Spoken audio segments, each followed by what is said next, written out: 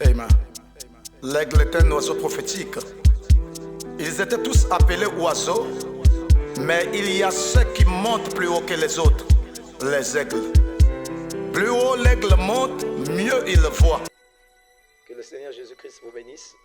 Nous allons essayer de répondre à la question qu'on nous a posée autrefois, celle de savoir comment est-ce que l'on pourrait savoir s'il avait un ministère appelé de Dieu. Il essaie de connaître d'abord qu'est-ce qu'on entend par un ministère. En fait, un ministère est un don dépendant d'un appel divin. Cependant, il y a certains qui se disent qu'ils ont un ministère, qui croient avoir un ministère alors qu'ils n'en ont pas. Il y a d'autres par contre qui croient qu'ils n'en ont pas alors qu'ils ont un ministère. Donc nous allons repartir d'abord dans le livre d'Éphésiens 4, verset 10, pour essayer un peu de voir ce que la parole de Dieu nous dit. La Bible nous dira, celui qui est descendu, c'est le même qui est monté au-dessus de tous les cieux, afin de remplir toutes choses. Et il a donné les uns comme apôtres, les autres comme prophètes, les autres comme évangélistes, les autres comme pasteurs et docteurs, pour le perfectionnement des saints en vue de l'œuvre du ministère et de l'édification du corps de Christ, jusqu'à ce que nous soyons tous parvenus à l'unité de la foi et de la connaissance du Fils de Dieu, à l'état d'homme fait, à la mesure de la stature parfaite de Christ. C'est ce que la parole de Dieu nous dit. Maintenant, comment est-ce que je peux savoir que non, parmi les ministères-là, donc il y a certains qui sont appelés pour être un apôtre, il y a d'autres pour être un prophète, il y a d'autres pour être un évangéliste, un docteur et pasteur. Donc, il faut regarder toujours dans la parole ce qui prouve que l'on a un ministère. Il faut d'abord souligner qu'un ministère, quand quelqu'un est appelé dans le ministère, en fait, il n'a pas de paix dans son cœur. Il y a une grande pression dans son cœur, donc quelque chose qui vous honte au fond de vous, donc ça ne vous laisse pas de paix, ça ne vous laisse pas de tranquillité, donc vous n'allez pas faire ce travail-là, vous ne serez pas toujours à l'aise au-dedans de vous. Maintenant, il faut souligner un autre élément qu'il faut souligner, il faut voir vos motifs et vos objectifs. Et regardez ce que Paul va.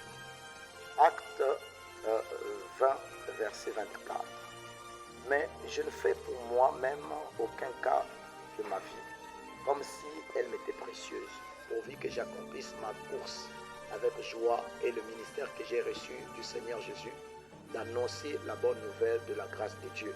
Et maintenant, voici, je sais que vous ne verrez plus mon visage, vous tous au milieu desquels j'ai passé en prêchant le royaume de Dieu. Là, Paul qui est en train de parler à la dernière minute de sa vie, parce qu'il va partir à Rome, d'après ce que la prophétie d'Agabus avait dit, qu'il serait lié et tué probablement. Donc lui, il dit déjà que non, il dit, je n'ai fait pour moi-même aucun cas de ma vie. Donc Paul ne voulait pas être une personne qui se préoccupe des grandeurs, des choses, donc des grandes choses de sa vie, mais il était totalement lié à la parole de Dieu. Ce qui préoccupait la vie de Paul convenablement, c'est la parole de Dieu. Donc ce n'était pas qu'il avait envie de gagner beaucoup d'argent pour être reconnu, ou encore pour être apprécié par les gens, mais la parole de Dieu était ce qui préoccupait la vie de Paul. Donc une personne qui dit que non, il est appelé dans le ministère et que dans sa vie, il ne fait que se préoccuper des grandeurs de ce monde, avoir beaucoup d'argent, avoir beaucoup de biens, avoir tout cela, c'est être beaucoup prétentieux et cela prouve que ce n'est pas un vrai appel venant de Dieu. Malheureusement, c'est ce que nous trouvons ça et là. Donc, regardez encore d'autres éléments qu'il faut souligner. Donc, cet autre élément, ce sont les trois éléments qui caractérisent un vrai ministère de Dieu. Il y a beaucoup de gens qui disent que non, ils ont le ministère. À l'instar de Paul, il y a trois éléments, trois qualités qu'on doit trouver dans un vrai ministère de Dieu. Le premier élément, c'est que quand quelqu'un est appelé réellement, voilà, qui ressent l'appel de Dieu, et que cet appel est réel, vous allez remarquer que dans son ministère, il y a un premier élément, c'est qu'il va s'accrocher à la parole de Dieu. Il ne s'accrochera pas à ce que leur dénomination est en train de dire. Il ne s'accrochera pas à un système d'hommes, mais il s'accrochera simplement aux Écritures. Parce que la Bible dit que toute parole d'homme soit considérée comme mensonge, que seule la parole de Dieu comme la vérité. Et c'est ce que Paul disait. Donc il mettait à côté son intelligence. Il dit que tout ce qu'il avait comme gain, il avait trouvé cela comme de la boue à cause de l'excellence de la révélation qu'il a reçue de Christ. Donc, vous voyez que ça, c'est le premier élément, c'est s'attacher à la vérité. Deuxième élément qui concerne une personne qui a un vrai appel de Dieu, c'est qu'il est suivi, il est suivi des miracles. Encore, après avoir prêché, après avoir annoncé la bonne nouvelle, il y a souvent des miracles qui suivent sa vie. Et le troisième élément, qui est aussi très important qu'il faut regarder, c'est qu'un vrai appel est suivi des fruits du ministère. Qu'est-ce qu'on entend par les fruits du ministère? C'est que les âmes doivent être gagnées. Vous devez gagner beaucoup d'âmes au Seigneur. Je sais que non, tout le monde ne peut pas peut-être avoir des milliers d'âmes, mais néanmoins, une personne qui s'est dit que non, il a un appel au ministère, ça ne sera pas une personne peut-être qui souhaiterait simplement détruire les églises ou encore aller appeler les gens qui sont déjà dans une autre église pour venir dans son église ou encore dans leur église. Le vrai ministère passe au milieu des païens, là où ils n'ont pas reçu la parole de Dieu, ils présentent la parole de Dieu et les âmes sont gagnées. Si vous remarquez que vous n'avez pas la capacité de gagner des âmes au Seigneur, peut-être que vous avez commencé à aspirer depuis longtemps. Malheureusement, il n'y a pas de résultats. Cela prouve que non, ce n'est pas un vrai ministère de Dieu. Un vrai ministère n'est pas pressé. Un vrai ministère ne précipite pas à la chair. Parce que c'est une tâche très lourde. Si vous voyez une personne qui se dit être appelée au ministère, qui est pressée qu'on puisse céder la chair, c'est une personne prétentieuse. Et ne vous en faites pas, ce genre de personne finira par créer des ennuis dans cette église. Un vrai ministère de Dieu, il y a une certaine pression dans la personne, donc à tel point que si l'on te disait d'aller prêcher, c'est comme si tu es en train de conduire un grand fardeau et la peur, la honte, toutes ces choses-là, qu'est-ce que je vais dire, comment faire, tu te sentiras souvent indigne. Mais si vous voyez une personne, dès qu'il sonne l'appel, il est pressé que l'on puisse voir à la chair, devant la foule, parler de Dieu, vous allez remarquer que non, ce ministère sera un ministère problématique. C'est pour la plupart des cas, ce sont des gens qui ne sont pas réellement appelés. Mais sinon, celui qui est appelé de Dieu, il ne se précipite pas. Il ne veut pas vraiment précipiter les choses, il ne veut pas vraiment se faire remarquer. Ce sont des gens qui fuient souvent l'appel. Vous voyez, vous prenez le cas de Jonas. Quand on a demandé à Jonas d'aller vers un endroit donné, Jonas a fui. Vous voyez, il a dit, non, moi je ne peux pas faire, je suis trop incapable. Vous voyez Moïse, quand on l'appelait, quand on dit à Moïse, dans le buisson ardent, il fallait qu'il puisse aller apporter vraiment ce que la parole de Dieu. Donc en Égypte, Moïse s'est senti indigne. Il commençait à montrer, donner des raisons que non, je ne sais pas bien parler, j'ai telle faiblesse, j'ai ceci, cela. Vous voyez, ce n'est pas une personne qui s'est levée rapidement pour dire oui, je suis capable de faire. Laissez-moi, je vais faire des choses là-bas. Vraiment, tout le monde sera étonné. Très souvent, ce ne sont pas des vrais ministères. Ce sont des gens qui sont prétentieux et finissent par créer beaucoup d'ennuis. Voilà pourquoi il y a trop d'ennuis dans le monde des églises. Parce que c'est quoi? Quand les gens étaient dans le monde, tu n'as pas eu le courage d'aller parler à ces gens-là. Et maintenant là, tu commences à créer des ennuis parce que l'autre a rassemblé des gens. Ça, je crois que non, ce n'est pas un bon motif. Oui, c'est vrai. On dit que non, bon, il y a beaucoup de gens qui forcent le ministère, mais il faut souligner aussi, il y a beaucoup de gens qui empêchent le ministère de clore ou encore d'aller de l'avant. C'est ces gens qu'on appelle encore par les branches rampantes. Vous voyez, dans une forêt, ou encore dans un jardin, ou encore dans... Voilà, multipliez beaucoup des exemples. Il y a des gens, il y a souvent des qualités des arbres qu'on appelle les branches, des branches qu'on appelle, ou encore des plantes qu'on appelle les plantes rampantes, encore branches rampantes. Ce sont des plantes, en réalité, qui s'enroulent vers les autres plantes pour les empêcher d'aller de l'avant.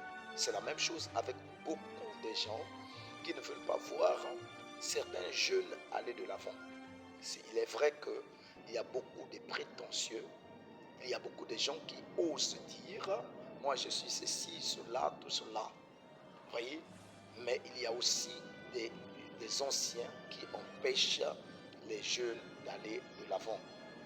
Donc, dans son propre ministère, il n'y a pas eu peut-être des choses extraordinaires, mais dans le ministère de l'autre qui est en train d'aspirer, il va commencer à dire beaucoup beaucoup de choses. Non, voyez, avant que tu puisses vraiment servir Dieu, il faudrait que le soleil descende, il faudrait que ceci, cela.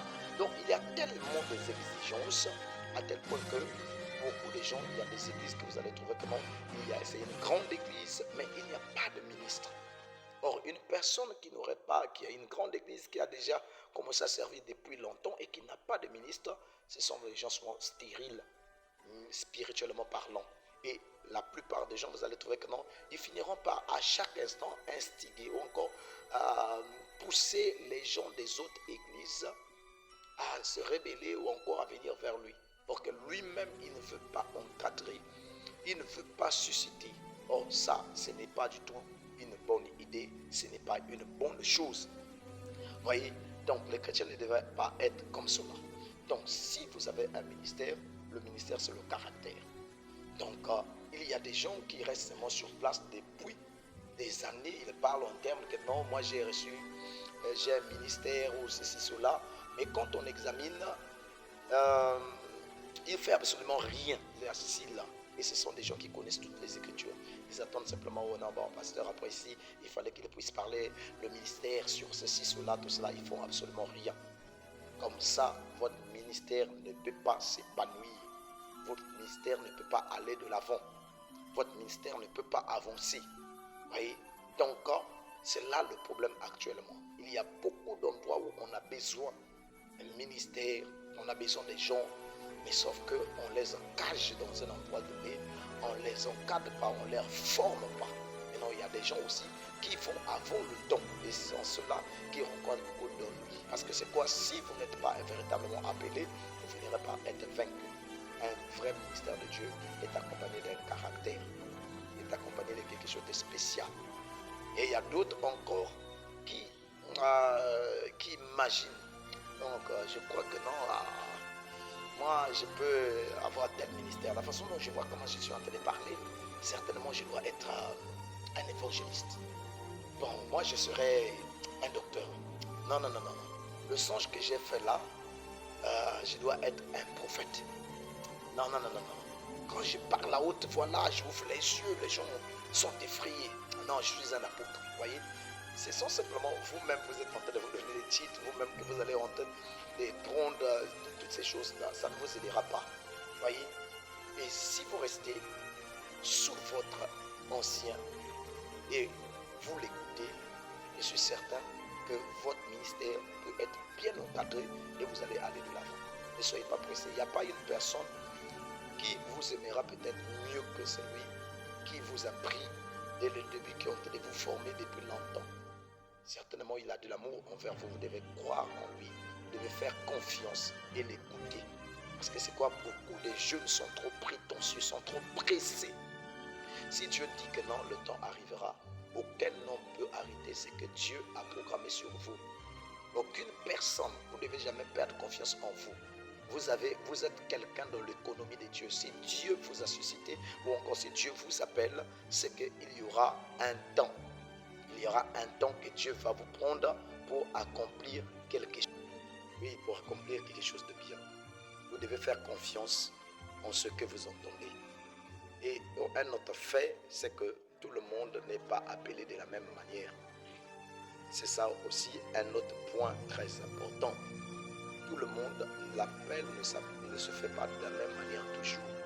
Il y a des gens qui peuvent recevoir l'appel par des visions. Il y a d'autres par la voix audible.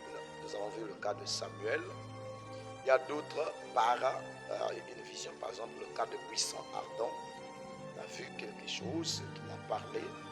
Il y a d'autres qui le reçoivent par songe. Mais au-dessus de tout, il faudrait qu'il y ait au fond de votre cœur vraiment une pression. Donc la voix du cœur, c'est l'élément le plus important à savoir, parce que votre vision peut vous tromper, peut vous jouer un tour. Vous pouvez avoir un problème de vision, une erreur d'optique. Donc en voyant, vous pouvez croire que non, c'est quelque chose de surnaturel, alors que ce n'est pas une chose surnaturelle. En écoutant, il peut arriver que vous puissiez croire, écouter ou entendre quelque chose alors que vous n'avez rien entendu.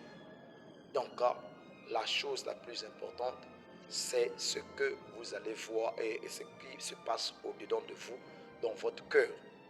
Mais cela n'élimine pas d'autres possibilités. Il peut y avoir plusieurs possibilités. La première personne à connaître qu'il a un ministère, c'est des gens que vous remarquez partout, comme le cas de Samuel.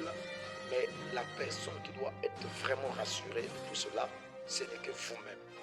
C'est ce que vous ressentez, c'est ce que vous voyez autour de votre vie, c'est ce qui se passe. Examinez toujours à la lumière de la parole. Certainement, Dieu vous bénira. Shalom.